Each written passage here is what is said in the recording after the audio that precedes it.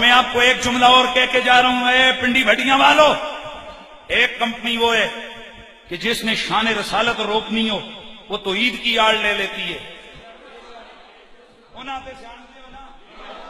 اگر ہم حضور کی چادر کو چومیں، یہ چومنا تو شرک ہے، مطلب بیچ میں توحید کو لے کے آگے نا بھائی، بولو کس کو لے کے آگے؟ بیچ میں توحید کو لے کے آگے۔ ان کا مقصد توحید کی خدمت کرنا نہیں ہے، ان کا مقصد شان رسالت کو روکنا ہے۔ اسی طرح ایک کمپنی فی زمانہ وہ ہے جنہوں نے آل رسول کی شان کو روکنا ہو، بیچ میں صحابہ کو لے کے آ جاتے ہیں۔ ادھر آل رسول کی شان شروع کرو، بیچ میں سے صحابہ کو شروع کریں گے۔ ارے چبل آدمی، ان کو جا کے صحابہ کی باتیں ان سے پوچھ جو صحابہ کے منکر ہوں، جو ہیں ہی سنی۔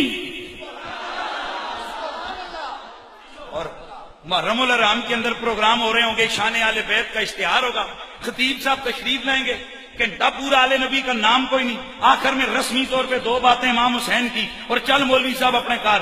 ملا جی جب اشتہار امام حسین کا تھا تو قصیدہ پڑھتے ہوئے موت آتی تھی؟ اس کا مطلب ہے تیرے اندر بغض ہے، تیرے اندر بغض ہے جو تجھے آل رسول کا ذکر نہیں کرنے دیتا۔ یہ دیکھ آل محمد کے نوکروں کو کہا میں سمجھا نہیں۔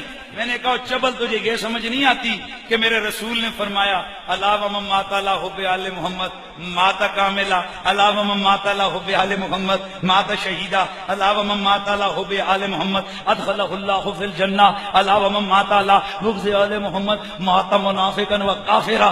تجھے یہ پتہ نہیں حضور نے فرمایا تھا وہ جو میری آل کی محبت میں تڑپتا ہوا مرا، مرے گا بستر پہ، مرے گا شہید، مرے گا بخار سے، ہوگا شہید، اور مرے گا جس حال میں بھی ہوگا پکا مومن، مرے گا جس طریقے سے بھی میرے نبی نے فرمایا اللہ اس کو ضرور جنت میں داخل کرے گا۔ اور جو میری آل کے بغض میں مرا، وہ جس طرح نماز روزہ جو مرضی کرتا ہو، فرمایا اللہ اس کو مارے گا، وہ مرے گا منافق، وہ مرے گا کافر۔ اب او بھائی ادھر، ہم لوگ کوئی کسی کو پکڑ پکڑ کے انگوٹھے لگانے کر تو نہیں سکتے۔